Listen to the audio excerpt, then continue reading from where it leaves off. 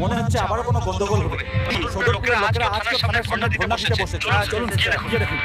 আমাদের দাবি সরকারকে মানতে হবে। আমরা ধর্ণা ছাড়বো না। আপনারা শান্ত হন। আপনাদের দাবি সরকারে মানবে। তার জন্য আমরা পুলিশ প্রশাসনে আগামী 15 তারিখে আপনাদের দাবি ঘোষণা করব। 15 তারিখে এদের দাবি দিবেন কিভাবে? 15 তারিখে এদের দাবি ঘোষণা করলে আমিও সেইটাই ভাবছি কি করলাম। কাজটা কিন্তু কোনো ভালো হলো না। এই ভাবে আমিও বসে সেইটাই পড়েছে। ভাবছি কি করব। কোনো সমস্যা হচ্ছে নাকি? হ্যাঁ সমস্যা হয় না সমস্যা বউ। এই ভাবে বসে সরকারের পড়লেন যে। গরিবদের অত্যাচার বুঝতেই চায় না। কোনো সমস্যা লোকের হচ্ছে পানির নাকি? কষ্ট হচ্ছে, সরকারের দাম খুলছে না। সমস্যা তাই তারা বউ। ধর্ণা করছে। সরকারের গরিবদের তুমি কি অত্যাচার বলছো? বুঝতেই তুমি চায় এইটা না। একটা কথা বলো। লোকের পানির আমার কষ্ট বুদ্ধি হচ্ছে, যদি শোনো, সরকারের দাম তাহলে খুলছে না। তবে সরকারের লোকের 15 দিনের আগেই দাম খুলে দিবে। কি বলছো বউ? আইন কাগজে আমাদের জল বিভাগের সবগুলো মন্ত্রী মিনিস্টারের বাড়ির লোকেশন দেওয়া আছে। তুমি শুধু আমার বুদ্ধিমতে কাজগুলো করো।